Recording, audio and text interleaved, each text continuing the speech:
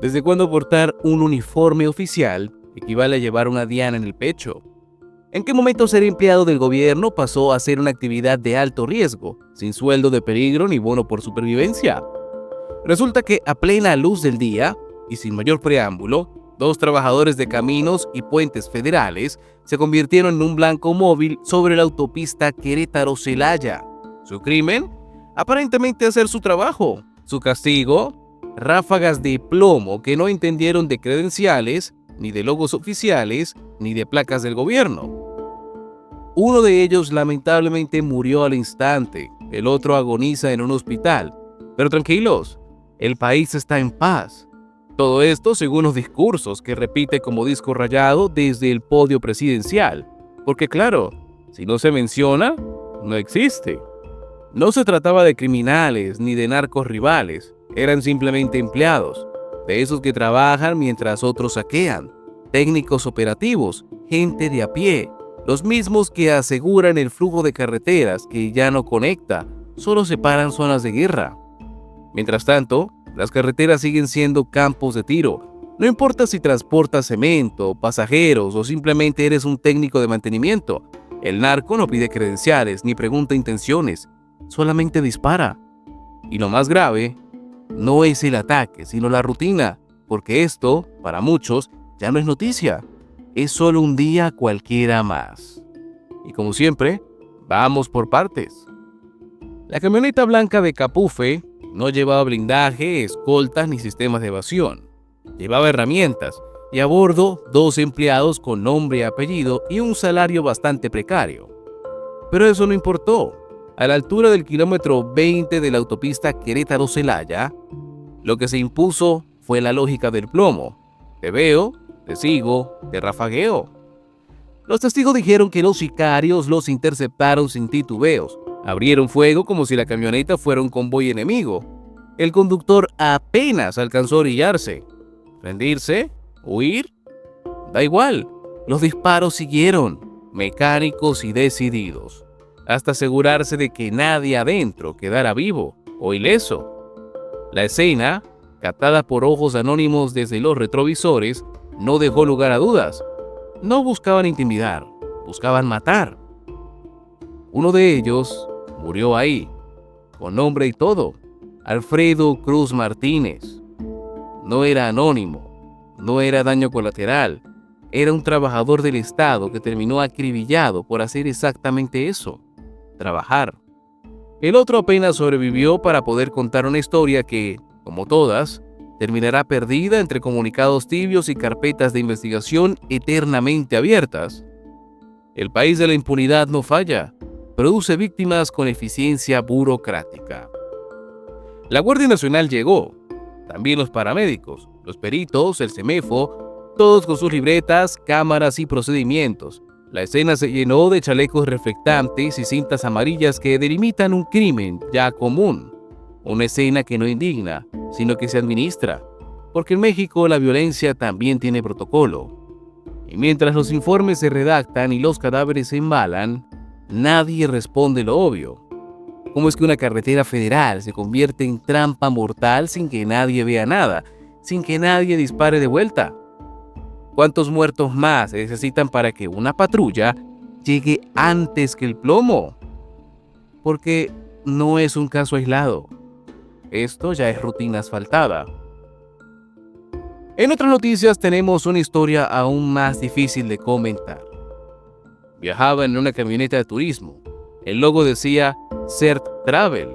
El destino era Mazatlán y la ilusión, porque sí, aún existe, era salir de vacaciones. Pero no llegaron. En la carretera federal número 45, a la altura de Sain Alto, Zacatecas, los recibió una ráfaga de realidad. Sicarios abrieron fuego como si la Sprinter fuera un convoy enemigo otra vez.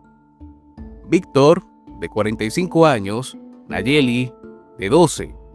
Sus nombres no son titulares, pero sí cifras, ya sumadas al conteo macabro que se actualiza todos los días. Murieron ahí, sin previo aviso, sin razón, sin contexto. Otros dos siguen hospitalizados, heridos por haber tomado la ruta equivocada, o simplemente por haber tomado una ruta.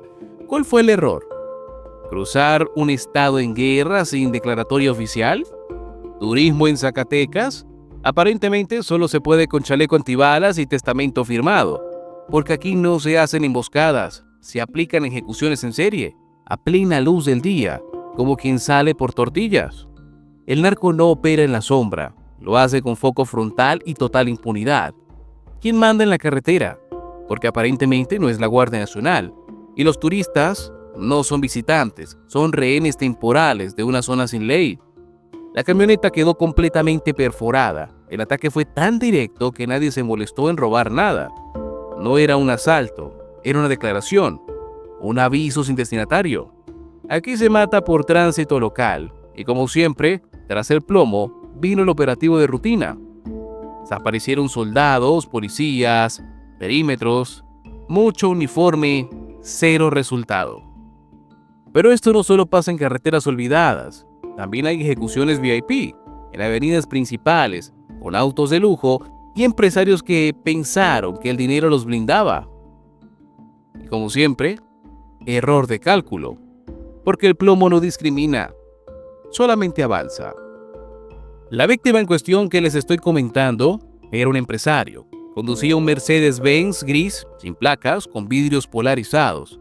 Era miércoles por la mañana, avenida Paseo Lázaro Cárdenas, en Uruapan, Michoacán. Eduardo, porque así se llamaba, no iba huyendo, ni armado, ni custodiado, solo manejaba. Pero eso fue suficiente. Empresario aguacatero, uno de tantos que aprendieron a negociar con narcos, sindicatos, alcaldes y derechos de piso, creyó que moverse en silencio era moverse a salvo, que pagar cuotas compraba paz. Pero el pacto se rompió, y cuando el crimen decide que ya no sirves, te elimina como si fueras contabilidad sobrante. Aquí no hay jubilación para quien pierde su utilidad.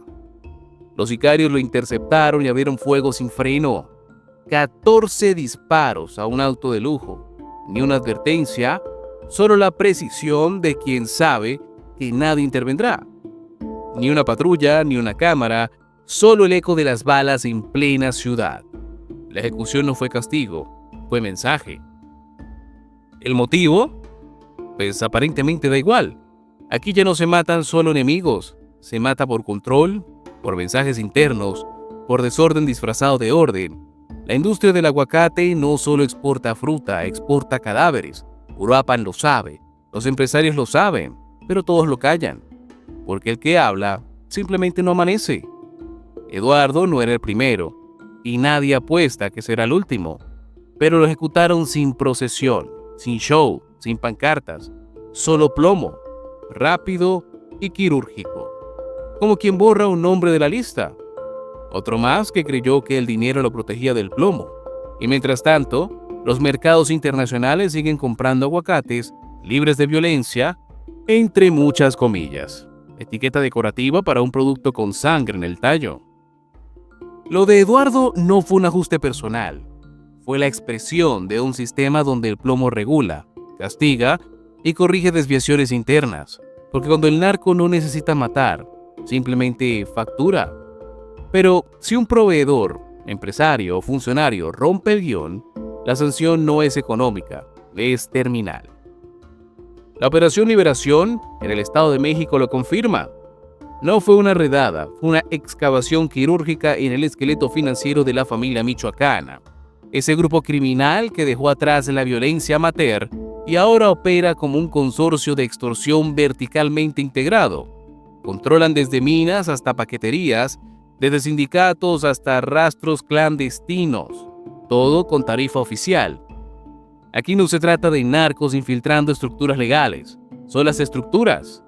Dueños de casas, de materiales que monopolizan la construcción, regidores que secuestran si no les pagan, líderes sindicales que fijan precios con amenazas y sí, también retienen tus paquetes de Mercado Libre si no depositas la cuota, literal.